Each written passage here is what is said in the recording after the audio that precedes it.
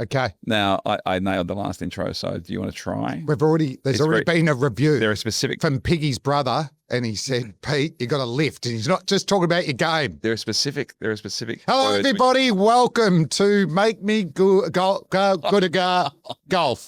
Three mates. Hey, everybody. No, we're keeping that in. You've got to edit that out. No, we're keeping all of this in. The podcast name, Make Me Good at Golf. Three mates on a mission trying to get better at golf, and we want you to come along for the ride. Oh. Joining me today, producer, director, actor in the 1 percentile of golfers that has broken 100. Yes. Peter Helliar. Mr. 1%. Thank you, Mr. 71. Your best cricket batting score and your lowest golfing score, Mr. 71. And do you want to do that again? I'm Mr. 1%. You're saying that after that ramble.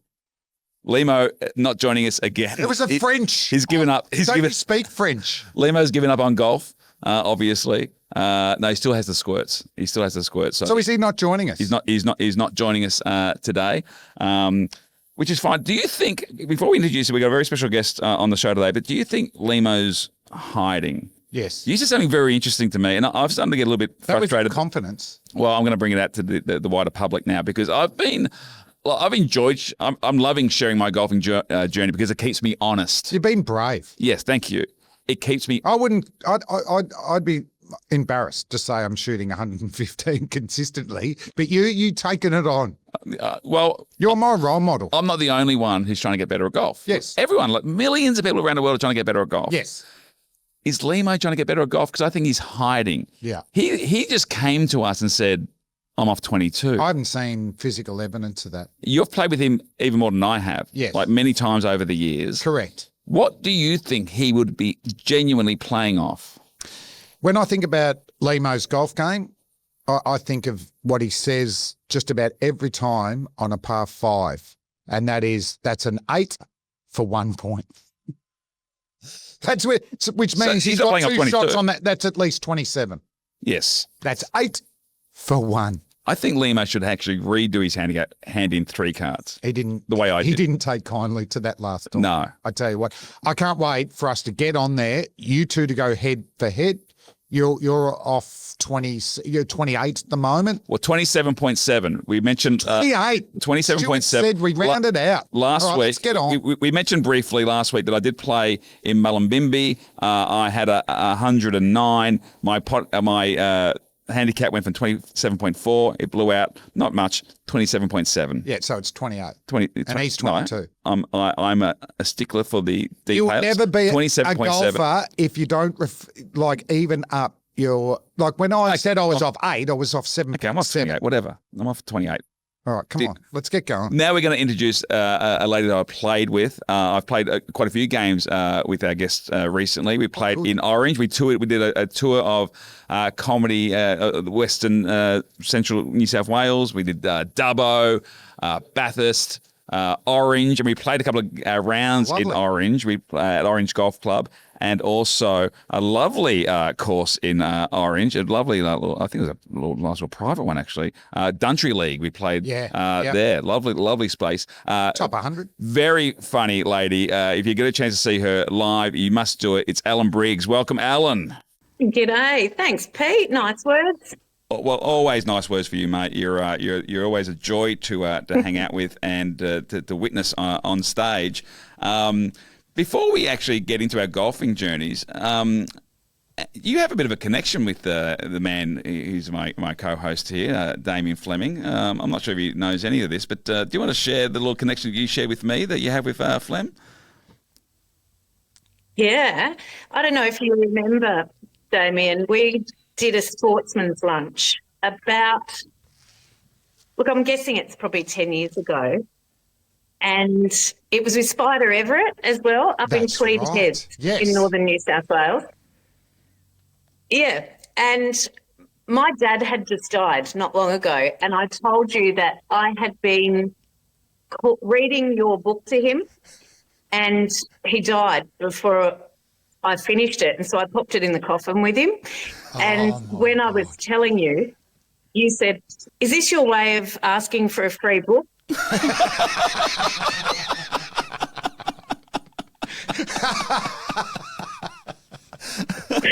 It was the best response.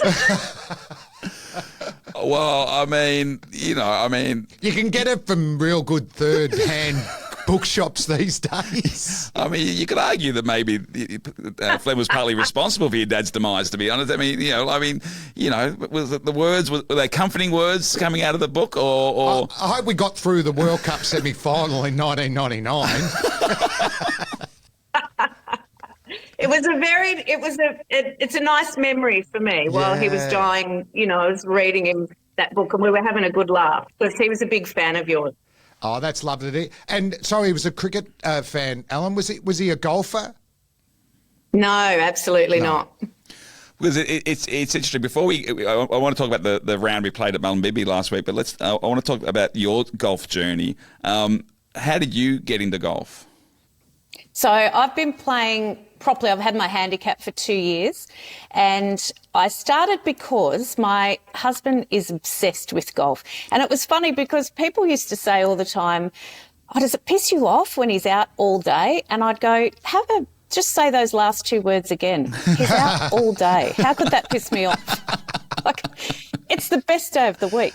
Anyway, he was a mechanic he was a MotoGP mechanic. So he was a mechanic for Mick Doohan for 5 years, then Valentino Rossi for about 25 years. Now, when he came home, our kids had left home or were in the process of leaving home, and we realised, or I realised, I don't think he realised, very quickly that we have zero things in common, nothing. And all we talked about was the dog. Like literally, that was all we talked about. And so I thought, if I want to stay married to this man, I'm going to have to play golf. I'm going to have to go to the dark side. Because he used to come home and I'd say, reluctantly, I'd go, "How was golf today?" And he'd go, "Oh, yeah, I had 38 points. And I'd go, "Oh, is that cool?" And I had zero care.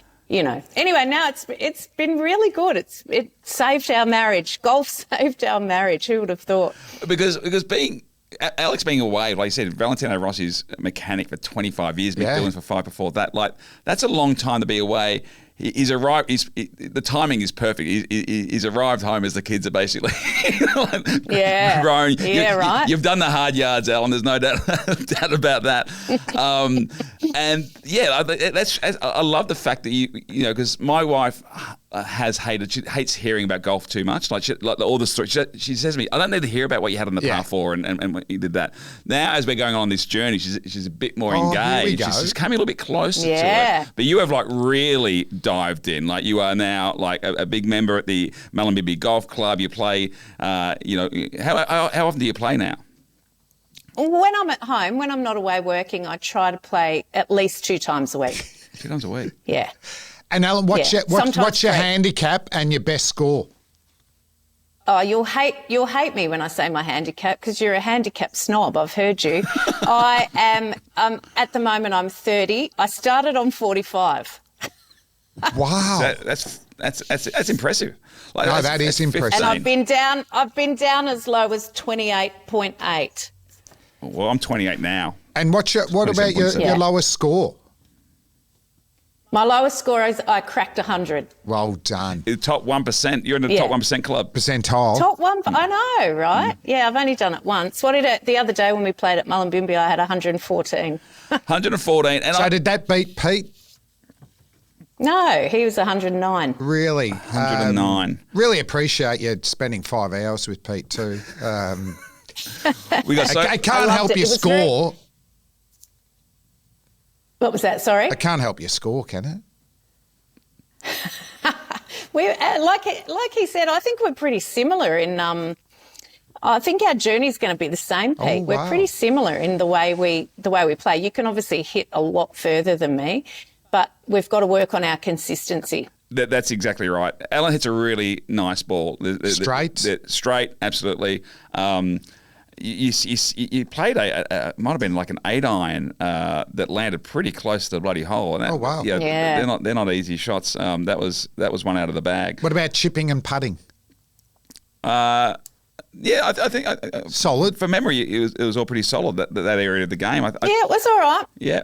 On the monthly medals, we count our putts as well because we have a little competition. Yes. And I was saying to Pete, that's actually a pretty good way to see where your game can be improved. Yeah. Because if you count your putts, you can actually go, okay, look at that. That's where I had a blowout on that hole, and you have to work a little bit more on your putting. So that's pretty good once a month to do that. It was a pain in the ass for Pete, though, because he's playing with 3 women who are all playing that comp, and he was just playing his stroke game. But it was funny. And we played with 2 absolute legends as well. I think legends around the club. The impression I got, Narelle. Absolutely.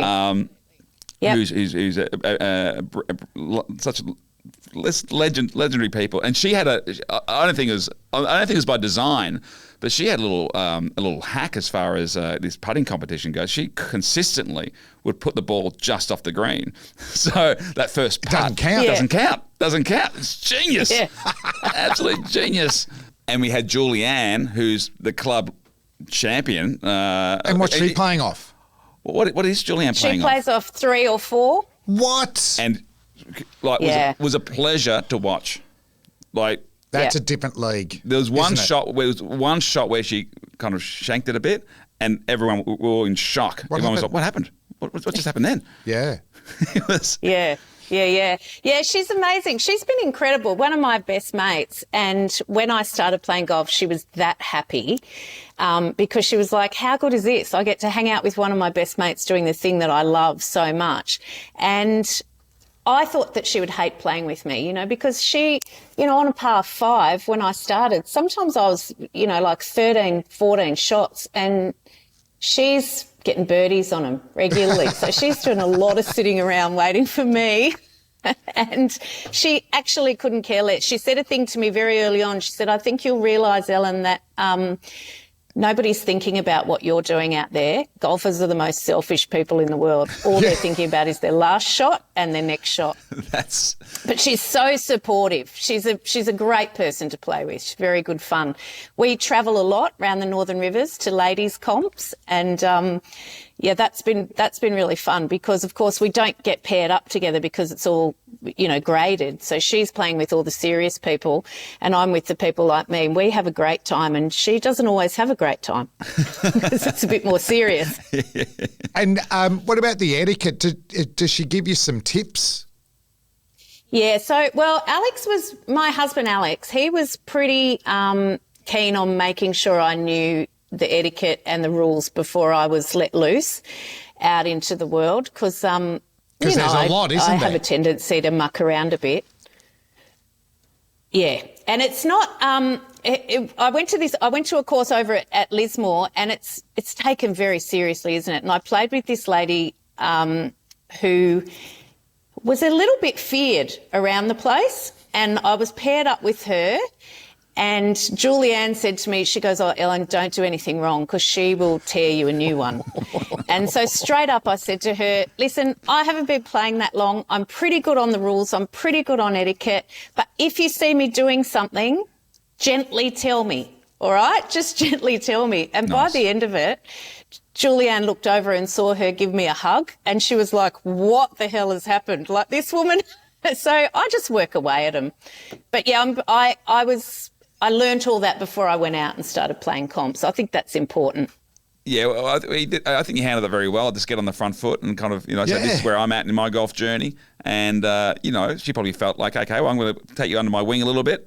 And that's really that's really nice. But in comps too, it can be intimidating as well. And you are obsessed about yourself. So that's a good play, that. But to go from also knowing the basic rules and etiquette of golf to that championship, level where everything, like, can I take a drop here? Is it a penalty or is it a drop?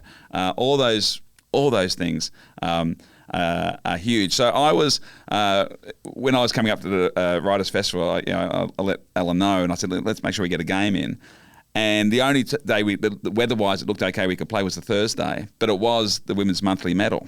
So Ellen, I was like, okay, well, I guess I can't play. But Ellen extended the invite. The ladies were happy for me to play. Was there any controversy about it? There has to be controversy about this. We'll be reading about this. I mean, I wasn't in competition. The ladies initially, so I had to ask permission for you to play in the ladies' time slot. Obviously, you weren't playing in the competition, but I had to ask for permission for you to play in the time slot. Now, Julianne, who we spoke about, she's the ladies' captain, and she said, of course, we'll just move our group to the end and Pete can play in that group. That'd be lovely to play with Pete. She's very good like that, but she is a stickler for the rules. And I could tell when we pulled up, a couple of the ladies were a little bit like, what's going on here? You know, we've got a bloke playing in the monthly medal. And then at the end, they were great. Damien Pete was at the presentation at the end, you know, giving them the big, woo, go Judy. Judy won that. So they were pretty chuffed that Pete was there playing in the monthly medal. Judy was happy enough that she won, but I'll tell you who was even happier. Carol came in third. And Carol plays off a much larger handicap. I think maybe newer to golf, and she was absolutely chuffed. And I made the point that I think Carol's third means more to her than Judy's first means to her. And but it might have been her first top three. I think it was. Ellen. It definitely was. She's in her handicap's in the high 40s. So it was the same as when I started. I used to rank a lot higher in the comps when you've got a nice big thing like that. And it's really nice. Everyone's really excited for you. She's a sweetheart, little Carol. Yeah, no, I was really pleased for Carol. And thanks to everyone at Mullumbimby for having me, Julianne for allowing that and doing everything she had to do to make that happen. Will you make that a monthly event for you? The monthly medal, the women's monthly medal. Up there. Yeah, I'll come back up once a month. I mean, Julianne might have to wrangle a few things there, but no. Why not? It's a lovely course, lovely folk, and I didn't have my best game. I didn't play terribly. Had a few penalties along the way. There's a few drains that run across the course that if you get in, some you can take a free drop. Others you will be penalised, and I was penalised a little bit. I think I probably had to take 5 drops over the day. Oh, wow. Yeah, so that kind of contributed to a score. But there were about 4 or 5 times, I have to say, I did not get past the red tees historically. So what's the ruling there? I suppose if you're hitting off the reds, you get past the reds, but I owe them 5 slabs. Hitting I owe them 5 slabs, I would have thought. Hey, so the hard thing that you're doing too, Pete, is you're playing a different course every time. Yep. Yeah. Which you don't know, where you want the ball. You don't know about penalty areas and all that sort of stuff. So we need to go back and maybe it might be a Sandhurst Championship where you shot the 99. But Alan, what impressed you about Pete's golf throughout the round? Oh, well, we've played 3 lots of 18 holes together now, Pete and I. Okay. And I really love playing with Pete because he's nice and calm. I don't know if you play with people. I've got a mate who, or maybe he just behaves himself around me. I've got a mate who you look over because he'll go off course and he'll be on another fairway and you look over and he's completely destroying his golf bag with his club and comes back and I have to give him a little hug and go, do you need a cuddle if you've got another dummy? Pete is really calm to play with. I love Pete's really encouraging of everyone else around him. And also Julianne really loved playing with you, Pete. And she said she loved that you would just quietly ask her things. You are a really nice person to play with. But when Pete gets on the ball, man, he hits it beautifully. There you go. I enjoy playing with him. The way you spoke then, it was like a eulogy. Pete's golf game. It was a golfing eulogy, that. No, my golf game is nothing but alive. I was glad you said. That's it. I was glad you said the thing at the end when you said when Pete gets onto the ball, he hits a nice shot because up until then it was all just like personality stuff. It was like he's got a nice personality. His golf game is shit out. But I wouldn't play golf with him. Don't you reckon that's a massive part of it? Oh no, Yeah. and to be honest, that does mean a lot, and it is lovely to hear, and because golf, it can't just be about the numbers you write on the card. It is about a lot more than that, But I have spoken about the stages you go through. Like there is denial of why I need a handicap, which we dealt with there. Yep. And then there's a bit of golf, but this is unreal.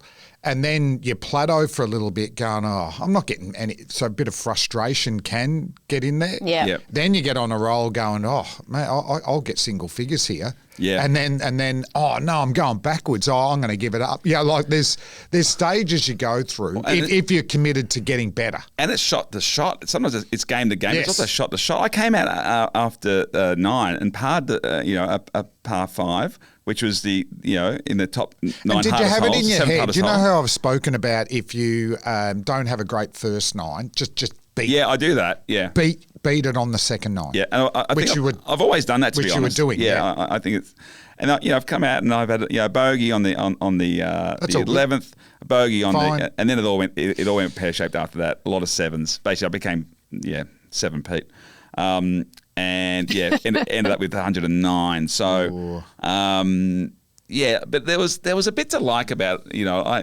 I shanked more shots than I have. I lost a few in penalties, but if I can clean those things up, I think I'll be back in the 1%. Alan, Yeah. his goals to get to 18. Your thoughts? Yeah, I think it's doable. Definitely doable. Hey, how long have you been actually taking it seriously, Pete? Not very long. No, not long. Like a serious. Yeah, last 2 years I've gone like, okay, let's get better. But like playing, still maybe once a fortnight. But now along this journey, I'm committed to making sure I'm at least once a week. And what are your goals, Alan? Because when we have guests on the show, we want to bring everybody along for the journey. You're at 30. What would you like to get down to? Look, I think realistically, at my age and how long I've been playing, I would love to be sort of around 25. I think that's for my age and how long I've been playing. I think if I said to people, my handicap's around 25, they'd go, oh yeah, okay, we won't hate playing with this woman. Now when I rock up and I go, oh, hey, how you going? My handicap's 30. I can see some people roll their eyes. They're like, oh no. And I play with pink golf balls. Like I do all the things that make people at the beginning of a game go, oh, this is going to suck. No, but I'm okay. I think we get there. I think 25 for you is very achievable. In fact, I think you might be underestimating yourself there. You're playing twice a week. You do hit a really nice ball. Yeah. And I think you should be getting closer to 20. But maybe aim for 25 by well, let us know. Just let us know when your handicap improves. Yeah. Let us know. Well, hopefully we can have a round at some stage. Absolutely. If Limo ever. Oh, I'd love that. Do you Turns ever up. practice, Damien? Like, are you a practicer or are you just a player? Not massive. I'm mainly at the Riversdale Golf Club, and our driving range isn't fantastic. I think if I had a great driving range, I would. But out the backyard, I've got a putting green, so I hit at least 30, 40 putts every day. And then I've got a golfing net where I'd probably do the same, 30 or 40 8-irons, particularly if I'm getting lessons. We had Stewie Leong last episode, so I'm working on my pitching. So I'm doing that daily, which definitely helps your short game. But to get better, for me to go from 7 to 3, I'm going to have to catch up with Stewie Leong and get lessons. So, Alan, you don't. You have no excuse not to practice because tell Fran what you have at home. Well, we have 2 fairways at home because Alex, now that he's not doing the MotoGP, he fixes golf clubs. Of course he does. So he regrips them, he refits them for people, fixes them when people snap them over their legs and all that sort of stuff. So we have 2 fairways. So people come out here and they'll try new clubs and try new drivers. And he just made me a new driver, actually. That was the first time I'd played with it, Pete. When I played with Pete with my new driver, it was slightly less lofted because, when you start, if you have one that's quite highly lofted, it helps you get it off the ground a bit. So anyway, I've got a new one, and I shanked a few too, didn't I, Pete? So yes, I have no excuse because I have all this room to practice. And so I definitely should. And I think Alex says it to me all the time because he will hit balls every single day that it's not raining, and he plays off about 7, and he said if you get down there and practice, you will see your handicap come down. You'll drop those shots that you're hitting inconsistently. Yeah. No doubt. It's you'll be closer to 20. You may get to 20 before I do, to be honest. But mate, Ellen, thank you so much for the round last week. It's an absolute delight. Seriously, so fun. To hang out with you and to do gigs is always fun. But also this thing about golf is, the people I've even met along this journey playing, at Torquay, at Curlewis, at Sandhurst, at Lake Currinyup, and now at Mullumbimby, the legends you meet during golf, there's this salt of the earth people. We're all on the same journey, really. We're all just trying to get better. And an absolute treat at Mullumbimby. So, and just quickly, sorry, Alan, Bowlology, Stories from the Avenue of Apprehension 2. I'm releasing that later this summer, so I'll make sure I send a copy to you. I'm not going to read that to anybody, mate, because it could be lethal. Could be that while I'm reading it is when they die. No. I'd use it on the golf course. If you're in a match, you want to win the monthly medal, just pass it on to one of the lovely ladies who's leading there. They won't win. Would you consider, I think what Flem's trying to get at, would you consider excavating your dad's grave and not slipping it back in there? So he's got both books in there. What a great PR stunt. Actually, I've got his ashes here, so maybe I can burn the book and open it up and siphon it in. Well, it is the Ashes this summer, so I think that's good timing. Yeah, what a way to end the episode. Thanks, Talk Alan. about burning books. Thanks, Alan. You're a legend. Thanks for having happy me. golfing. Happy golfing. Yeah, you too. See you guys. That was fun. Great. Very funny. And like I say, I think she'll get to 25 pretty easily. Yeah, if she's playing twice a week, she's got 2 fairways to practice on.